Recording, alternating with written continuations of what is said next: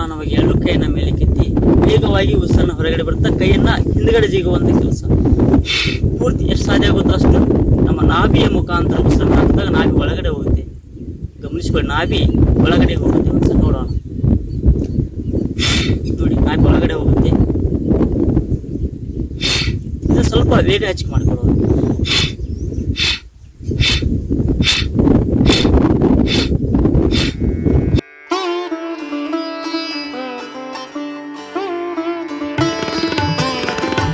ನಮ್ಮ ಶರೀರದ ಒಳಗಡೆ ಇರ್ತಕ್ಕಂಥ ಅವಯವಗಳಲ್ಲಿ ಇರ್ತಕ್ಕಂಥ ಅಪಾನ ವಾಯುವನ್ನು, ವಿಷಮ ವಸ್ತುವನ್ನು ಹೊರಗಡೆ ಹಾಕುವಂಥ ಕ್ರಿಯೆ.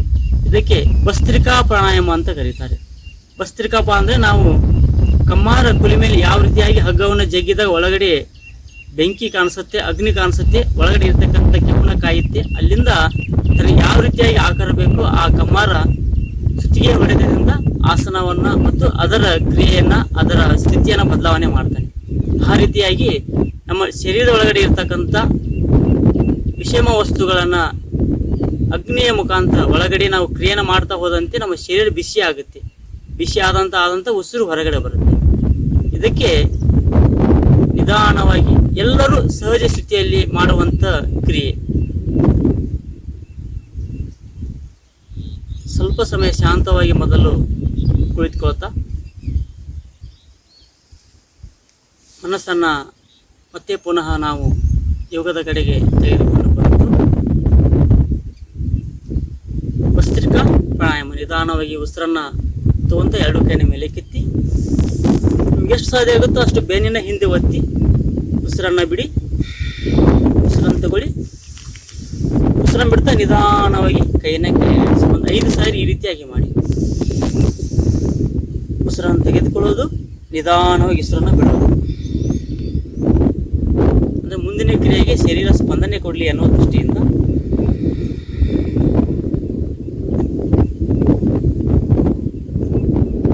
ಅದೇ ರೀತಿಯ ಕೈಯನ್ನು ನೇರವಾಗಿ ಮಾಡಿಕೊಂಡು ಪಕ್ಕದಿಂದ ಉಸಿರನ್ನು ಬಿಡಿ. ಇದು ಭಸ್ತ್ರಿಕಾ ಪ್ರಾಣಾಯಾಮಕ್ಕಿಂತ ಮೊದಲು ಮಾಡಬೇಕಾಗಿದ್ದ ಕ್ರಿಯೆ. ಇದಕ್ಕೆ ಸೂಕ್ಷ್ಮ ಕ್ರಿಯೆಗಳು ಅಂತ ಕರೀತಾರೆ. ಭಸ್ತ್ರಿಕಾ ಪ್ರಾಣಾಯಾಮ ಮಾಡಲಿಕ್ಕೆ ನಮ್ಮ ಶರೀರ, ನಮ್ಮ ಕೈಗಳು, ನಮ್ಮ ಅಂಗಾಂಗಗಳು ಸಹಕಾರ್ಯ ಮಾಡುವಂಥ ಆಸನ. ಈಗ ಭಸ್ತ್ರಿಕಾ ಪ್ರಾಣಾಯಾಮ ವೇಗವಾಗಿ ಮಾಡುವಂಥದ್ದು. ಉಸಿರನ್ನ ಹೊರಗಡೆ ಹಾಕೋ ಕಡೆ ಮಾತ್ರ ಗಮನ ಕೊಡೋಣ.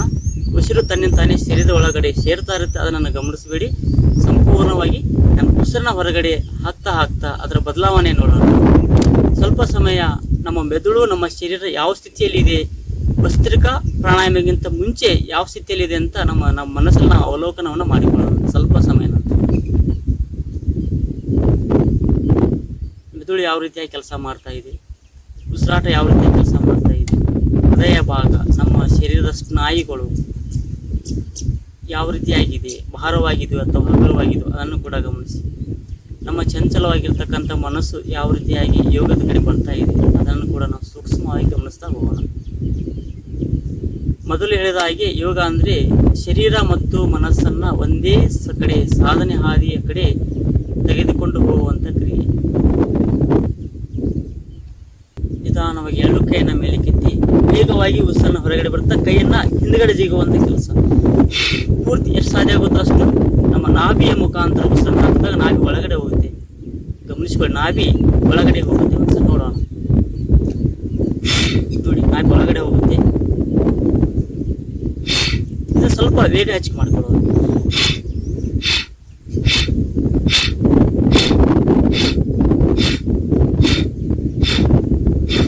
ಗಂಟಲಿನ ಮುಖಾಂತರ, ಮೂಗಿನ 2 ಹಳೆಯ ಮುಖಾಂತರ ಉಸಿರನ್ನ ಹೊರಗಡೆ ಹಾಕೋದು. ನಾಭಿನ ಒಳಗಡೆ ಒತ್ತ ನಮ್ಮ ಒಳಗಡೆ ಇರ್ತಕ್ಕಂಥ ಪೂರ್ತಿ ಅಪಾನವಯವನ್ನು ಹೊರಗಡೆ ಹಾಕುವಂಥ ಕ್ರಿಯೆ. ಇದಕ್ಕೆ ಭಸ್ತ್ರಿಕಾ ಪ್ರಾಣಾಯಾಮ. ಈ ಭಸ್ತ್ರಿಕಾ ಪ್ರಾಣಾಯಾಮ ಮಾಡೋದ್ರಿಂದ ಪೂರ್ಣ ತೆಲ್ಲವು, ಅರ್ಧ ತೆಲ್ಲವು, ದೃಷ್ಟಿ ದೋಷ, ವಾತ, ಪಿತ್ತ, ಕಫ, ಕೆಮ್ಮು, ದಮ್ಮು, ತೇಕು ಇಷ್ಟಲ್ಲದೆ ಕೂಡ ನಮ್ಮ ಗಂಟಲಲ್ಲಿ ಇರ್ತಕ್ಕಂಥ ನಮ್ಮ ತೆರಳಿನ ಏನಾದರೂ ಸಮಸ್ಯೆ ಇದ್ದರೆ ಈ ಆಸನ ಮಾಡ್ತಾ ಹೋದಂತೆ ನಮ್ಮ ಸಂಪೂರ್ಣವಾಗಿ ಗುಣವನ್ನು ನಾವು ಪಡಿಸಿಕೊಳ್ಬೋದು. ಗಂಟಲಿನ ಮುಖಾಂತರ, ಮೂಗಿನ ಹೊಳೆ ಮುಖಾಂತರ ಉಸಿರು ಹೊರಗಡೆ ಬರ್ತಾರೆ. ಗಮನಿಸೋಣ.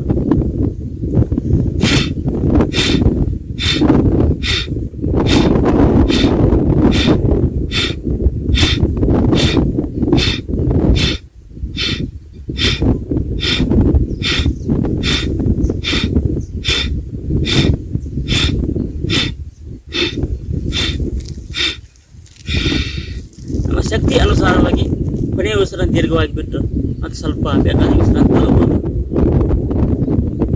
ಇಲ್ದಿದ್ರೆ ಹಾಗೆ ನಮ್ಮ ಕ್ರಿಯೆಯನ್ನು ಮಾಡ್ತಾ ಮಾಡ್ತಾ ಹೋದಂತೆ ನಾವು 1 ನಿಮಿಷ 2 ನಿಮಿಷ ಅದರ ಅವಧಿಯನ್ನು ಹೆಚ್ಚಿಸ್ಕೊಳ್ತಾ ಹೋಗ್ಬೋದು.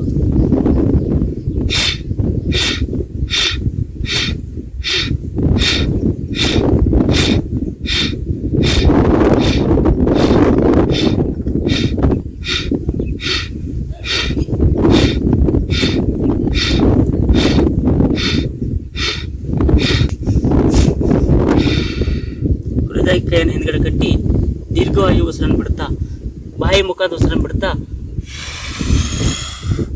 ಕತ್ತನ್ನು ಬಾಗಿಸಿ ಕೈ ಹಿಂದ್ಗಡೆ ಜಗ್ಗಿ ಕತ್ತನ್ನು ಎದೆಗೆ ತಾಗಿಸಿ ಗಂಟಲವನ್ನು ಸಂಪೂರ್ಣ ಎದೆ ಬಾಗಿ ತಾಗಿಸೋಣ.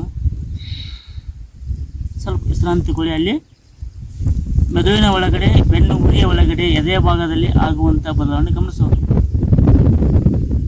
ನಿಧಾನವಾಗಿ ಉಸಿರು ತಗೊಳ್ಳಿ. ಪಕ್ಕೆಲುಬುಗಳು ಸಂಪೂರ್ಣ ವಿಶಾಲವಾಗಿರುತ್ತೆ, ಹಗುರವಾದಂಥ ವಾತಾವರಣ ಕಾಣಿಸುತ್ತೆ. ಇದನ್ನು ಕೂಡ ಸಂಪೂರ್ಣ ಕ್ರಿಯೆಯನ್ನು ಹಿಡ್ಕೊಂಡು ಎಡಗಡೆಯಿಂದ ಮತ್ತು ಬಲಗಡೆ ಹಿಗ್ಸುವಂಥ ಕ್ರಿಯೆ. ಇದು ಕೂಡ ಭಸ್ತ್ರಿಕಾ ಪ್ರಾಣಾಯಾಮದ ಬರುವಂಥ ಕ್ರಿಯೆ.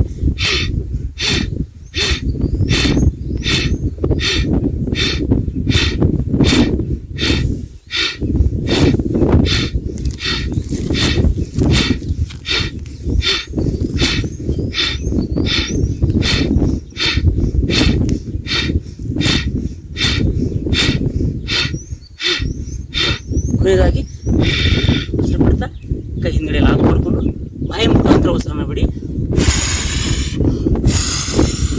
ಬಿಟ್ಟ ನಂತರ ಮೂಗಿನ ಮುಖಾಂತರ ಉಸಿರನ್ನು ತಗೊಳ್ಳಿ. ತೆಗೆದುಕೊಂಡಾಗ ನಮ್ಮ ಶರೀರದ ಒಳಗಡೆ ಪುಪ್ಪ ಸಿಗೋಕೆ ಕಾಣಿಸುತ್ತೆ, ಗಮನಿಸೋಣ.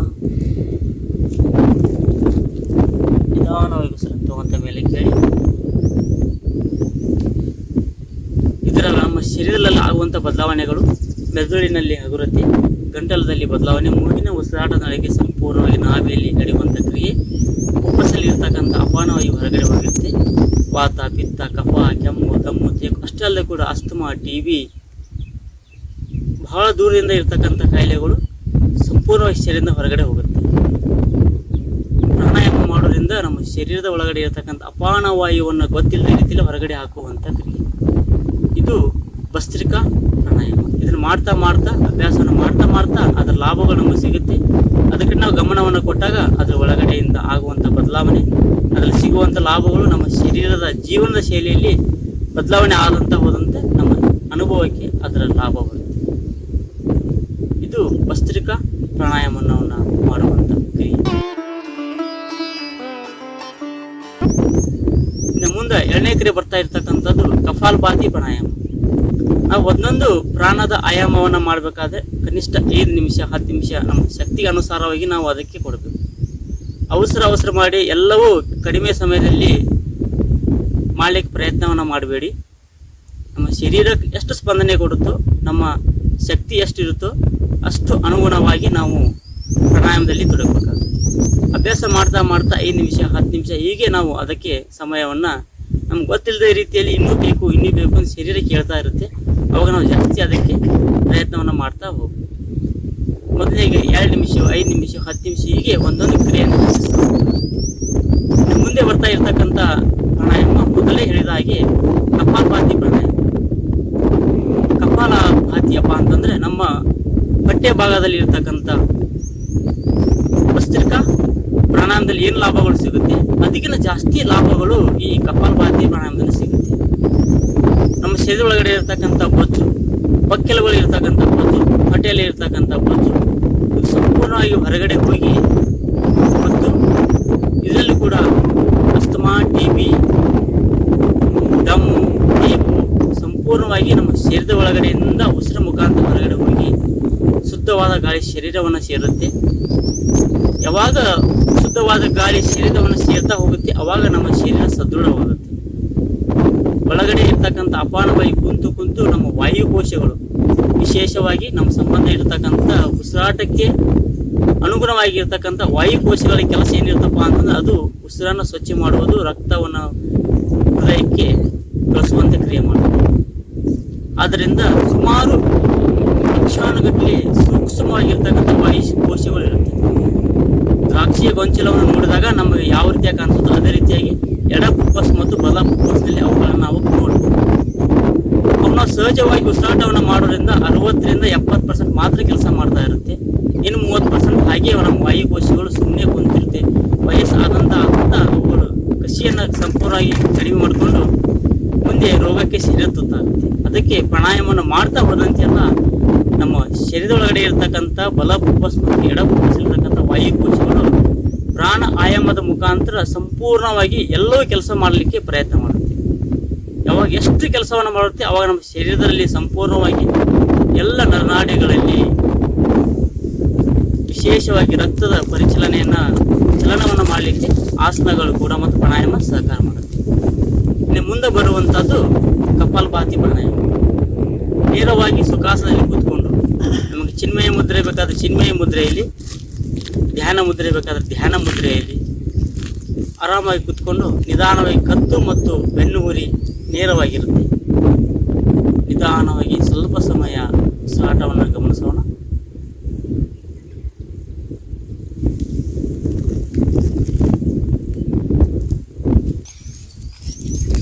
ಕಪಾಲಭಾತಿ ಪ್ರಾಣಾಯಾಮ ಹೊಟ್ಟೆ ಆಕುಂಚಿನ ಮುಖಾಂತರ ಉಸಿರನ್ನ ಹೊರಗಡೆ ಹಾಕುವಂಥ ಕ್ರಿಯೆ. 1 ಸೆಕೆಂಡಿಗೆ 1 ಸ್ಟ್ರೋಕ್ ಆಗಬೇಕು. 1 ಸೆಕೆಂಡಿಗೆ 1 ಸ್ಟ್ರೋಕ್ ಆದಂತೆ ನಾವು 5 ನಿಮಿಷ 10 ನಿಮಿಷ ಕ್ರಿಯೆಯನ್ನು ಮಾಡ್ಬೋದು. ಮೊದಲನೇದಾಗಿ ಮಾಡ್ತಾ ಮಾಡ್ತಾ ಹೊಟ್ಟೆಯಲ್ಲಿ ಏನಾದರೂ ನೋವು ಕಾಣಿಸ್ತಾ ಇರುತ್ತೆ, ಅದನ್ನು 5 ಸಾರಿ 10 ಸಾರಿ 11 ಸಾರಿ ಹೆಚ್ಚಿಸಲಿಕ್ಕೆ ಪ್ರಯತ್ನ ಮಾಡ್ತೀವಿ. 5 ಸಾರಿ ಮಾಡಿದ್ಯಾ ಮತ್ತೆ ಇನ್ನೊಂದು ಸಾರಿ ಸ್ವಲ್ಪ ವಿಶ್ರಾಂತಿ ಹೋಗಿ ಮತ್ತೆ ಇನ್ನೊಂದು ಸಾರಿ.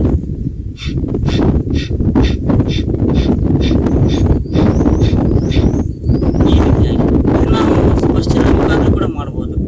ಎಡಗೈಯನ್ನು ಮುಂಕಳಿನ ಮೇಲೆ ಬಲಗೈಯನ್ನು ಭಾಗದಲ್ಲಿ ಯಾವ ರೀತಿಯಾಗಿ ಒಳಗಡೆ ಕೆಲಸ ಮಾಡುತ್ತೆ ಕಪಾಲಭಾತಿ ಅನ್ನೋದನ್ನು ನಮ್ಮ ಶರೀರಕ್ಕೆ ಅನುಭವ ಬರಲಿ ಅನ್ನೋ ದೃಷ್ಟಿಯಿಂದ ನಾವು ಸ್ಪರ್ಶದ ಮುಖಾಂತರ ಮಾಡೋಣ.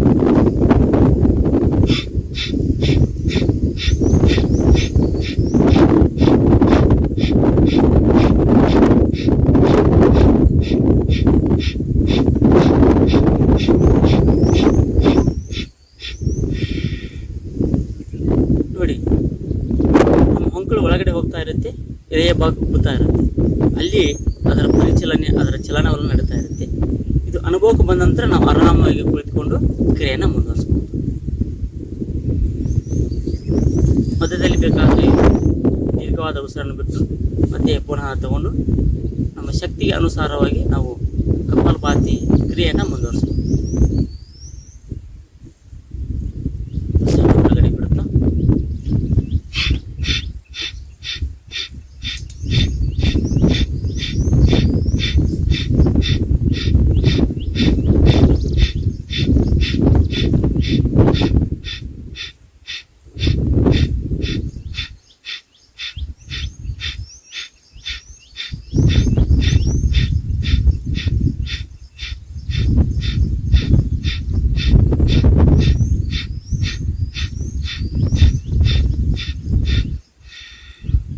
ಒಳಗಾಗಿ ಸಂಪೂರ್ಣವಾಗಿ ಬಿಟ್ಟ ನಂತರ ಕೈಯನ್ನು ಹಿಂದ್ಗಡೆ ಕಟ್ಟಿ ಮೂಗಿನ ಮುಖಾಂತರ ಉಸಿರನ್ನು ಹೊರಗಡೆ.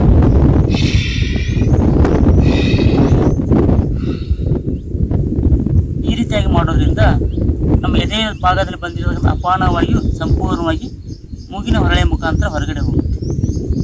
ಮತ್ತು ನಿಧಾನ ಉಸಿರನ್ನು ತೆಗೆದುಕೊಳ್ತಾ ನೇರವಾಗಿ ಕೂತ್ಕೊಂಡು ಮತ್ತು ನಾವು ಕ್ರಿಯೆಯನ್ನು ಕೂಡ ಮುಂದುವರಿಸ್ಬೋದು.